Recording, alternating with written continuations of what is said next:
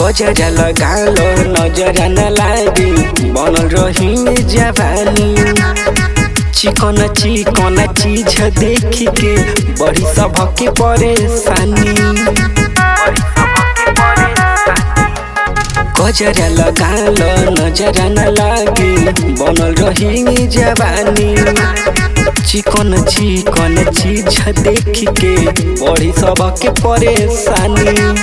आइल बारू बंगाल से गोरी माल तू तो ताजा। से कसी चीज देखोई बुझे हमा लुटली है समाचा। से कसी चीज देखोई बुझे हमा लुटली है समाचा।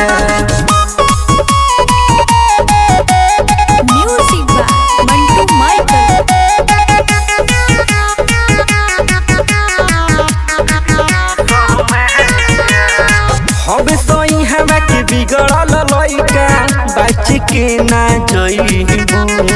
जदी जे ना खड़ा नाचे में करबू दूजी बड़ा पछतइबू।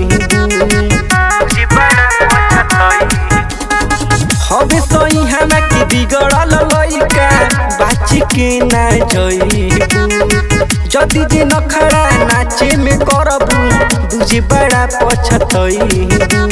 कौन खिचला के सुन करे जहता नहीं ओइसे साजा। से कसी चीज देखोई बुझे हमा लुटली है समाचा।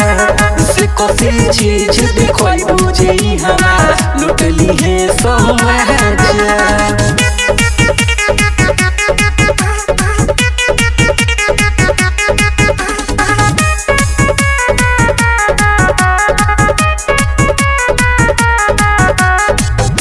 रंजन की चलेला चलती करन तू ना कहानी।